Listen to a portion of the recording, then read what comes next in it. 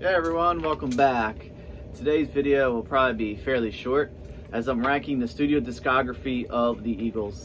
The Eagles only released 7 albums throughout their career, 7 studio albums. They have a great live album which came out in the early 80s. It's called Eagles Live. The Eagles' Greatest Hits is one of the biggest selling albums of all time. I feel like everyone has in their collection, so that's just a compilation I won't be showing in here. The follow-up, Eagles' Greatest Hits Volume 2, which is also a great album, which basically compiles Hotel California and The Long Run. And then they had a reunion in 1994 with Hell Freezes Over. Basically, it's a kind of an MTV Unplugged style acoustic live show. Also some new tracks on there, including the hit Love Will Keep Us Alive. And they also had a hit with, a Christmas hit. I'm drawing a blank right now. Yeah, they had a Christmas hit in the 90s. Don Henley sings lead on it, but that's not narrowed down. Anyway, we're getting into these studio albums. And like I said, there's only 7 of them, so I'm going to run through them real quick. Please Come Home for Christmas. That was the Eagles' hit, Christmas hit of the 90s I totally blacked out on. Alright, coming at number 7 is the Eagles' final album, Unnecessarily Long, at 2 discs. Featuring Glenn Frey, Don Henley, Joe Walsh, and Timothy B. Schmidt. This is Long Road Out of Eden.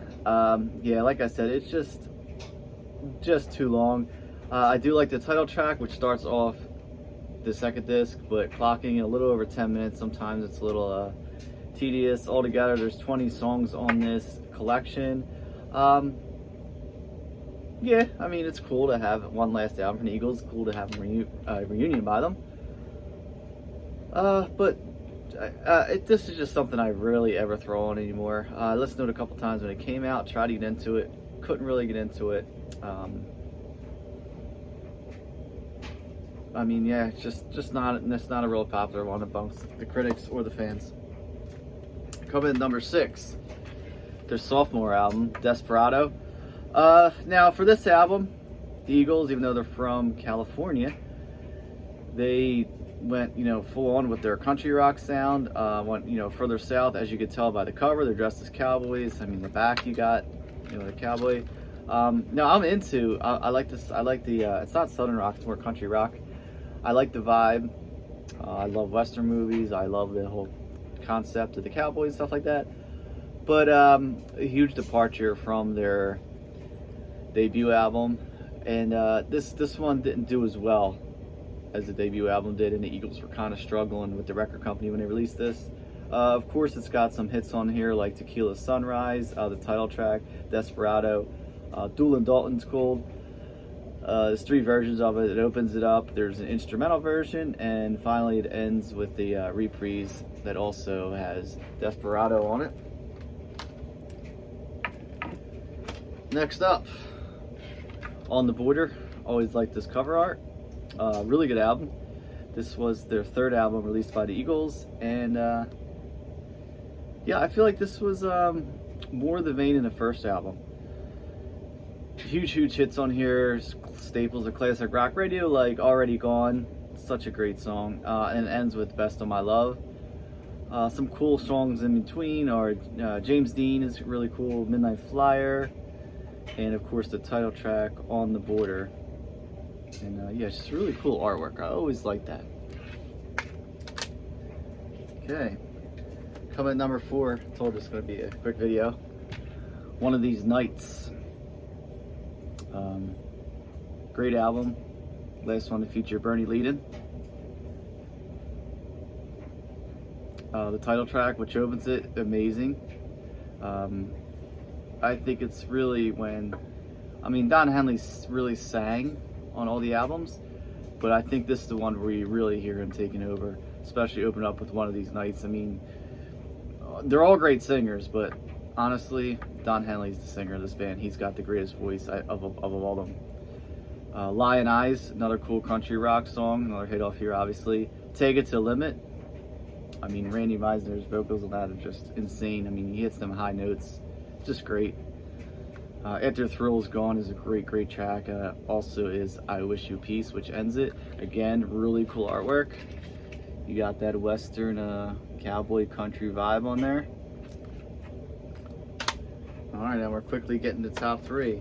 Coming number 3, The Long Run. So for many years, up until Long Road Out of Eden, this was the Eagles' final studio album. Features the amazing title track, I Can't Tell You Why, with Timothy B. Schmidt, who was formerly with Poco. He joined the Eagles after Randy Meisner had left on bass, and Timothy B. Schmidt's a great vocalist. So this is kind of a hard thing for me to say. I don't feel like his vocals fully fit with the other vocalists, but he's got a great voice and he made it work. It's a little different, but I mean, I feel like a song like I Can't Tell You Why has just been ingrained in our brains for so long, so it's kind of hard not to see him as a member of the Eagles. But I'm sure when the time it came out, I wasn't old enough, that it was kind of like different. It didn't really sound like the Eagles with Timothy B. Schmidt on vocals. But like I said, I Can't Tell You Why is a great song. Kind of more in this soft rock vein, more like adult contemporary, rather than the rock, classic rock, southern vibe, country rock that the Eagles had. Disco Stranger's great. Heartache Tonight, another huge hit off of this album. Those Shoes is probably my favorite off of here. Really cool song. Don Henley on lead vocals. The Geeks Don't Want No Freaks, and The Sad Cafe, which ends it. And yes, I noticed I just said the Geeks Don't Want No Freaks when I meant to say the Greeks Don't Want No Freaks. But yeah, this would be their last album before The Long Road Out of Eden. This was released in 1979. So basically, the Eagles, they just had fallen apart this time. Joe Walsh is partying, is drinking, is drugging, and just the egos. Don Henley's ego, Glenn Frey's ego. They all wanted to go separate ways and do the solo thing, and they all had a successful solo career. Obviously, Joe Walsh had a solo career before he joined the Eagles, also with the James Gang. But yeah, I mean, just a great album. Coming number 2, their debut album, simply titled Eagles. Again, some cool artwork. As you can tell, it's probably out in the desert, California. I don't know. It could be Joshua Tree State Park. I'm not sure. But you definitely feel the country rock vibe on here. So this was recorded largely inspired by Jackson Browne, who was living with the band at the time. And Take It Easy is a song written by Jackson Browne, which Eagles, recorded, released, opens up this album. Became one of their biggest songs of all time. Huge hit for them. Rating to Witchy Women, another great song. Chug All Night, Most of Us Are Sad, Nightingale. Train Leaves Here This Morning, Take the Devil, Early Bird, personal favorite mine, Peaceful Easy Feeling. Just think it's such a cool, relaxing song. One of those songs I wish I would have written. And ends with Trying. Overall, really cool song and cool album, excuse me. There you see the 4 guys there: Bernie Leadon, Randy Meisner, Don Henley, and Glenn Frey. And then finally, I mean, I'm sure you guessed it, number 1, from 1976, Hotel California. Another one of the biggest selling albums of all time. Just a great album. Now here is where you see Joe Walsh really enter into the band. His first album with the Eagles. Unfortunately, Bernie Leadon had left, so he replaced Bernie Leadon, and Joe Walsh's guitar playing is just insane. Along with Don Felder, I mean, the solo that ends on Hotel California, it's kind of like a dueling solo where it sounds like they're trying to compete and one-up each other, and it's just amazing.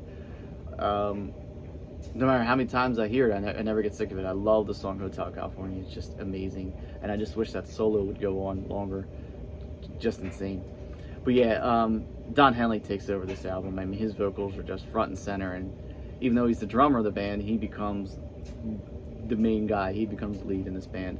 And that's something to say when you got Glenn Frey as a front man, Joe Walsh in your band, Randy Meisner is still on this, along with Don Felder, which I already mentioned. But yeah, let's get back to it. Opens up with the title track, which everyone knows, right into The New Kid in Town, kind of a cool, more laid-back song, and then Life in the Fast Lane, which was actually a warm-up riff that Joe Walsh used to use, and the band heard it, and a song came out of it. And The Wasted Time, and then the reprise of Wasted Time, another hit off of here, Victim of Love, which I feel like is a very underrated hit from the Eagles. It doesn't get as much airplay as some of their other hits, and it should, because it's an amazing song. Pretty Maids on the Road, Try and Love Again, and Last Resort, which ends it a little over 7 minutes with that crazy guitar work from Joe Walsh. And again, such a cool cover, just screams like classic rock. On the back there's like rumored to be satanic messages and images, but whatever, it's just a great album. And that's it. We have all 7 studio albums by the Eagles, and let's just go over them real quick. Number 1, Hotel California. Number 2, the debut album simply titled Eagles. Number 3, The Long Run. Number 4, One of These Nights. Number 5, On the Border. Number 6, Desperado. And finally, number 7, Long Road Out of Eden. And again, I love, except for Long Run, just really, it's too simple for me, but all their album artwork, even Long Road Out of Eden, just great artwork. Well, that's it for my ranking of the Eagles albums. Thank you everyone who's tuned in, and thank you everyone who watched. As always, in the comments section, leave your ranking, and this is just my opinion. It's not set in stone. It's not wrong, it's not right. And thank you everyone for subscribing, and if you haven't already, please hit that subscribe button. Not only will you help support my channel, but you'll be able to get updates every time I post a video, which unfortunately hasn't been as often as usual, but I'm trying to get back into that. I got a lot going on. Right next to me, I got a pile of CDs, hundreds of them that I got to put away, I got to organize. Everything's in alphabetical chronological order. As you've probably seen from my complete CD collection update video, which I need to do another update on, because there's so much more yeah, there's a lot going on. Anyway, I got a special treat planned once I hit 1,000 subscribers, which I'm getting close to. I think I'm going to do a full tour of my whole room here, my basement, which is basically at ground level, but it's considered the basement of the house.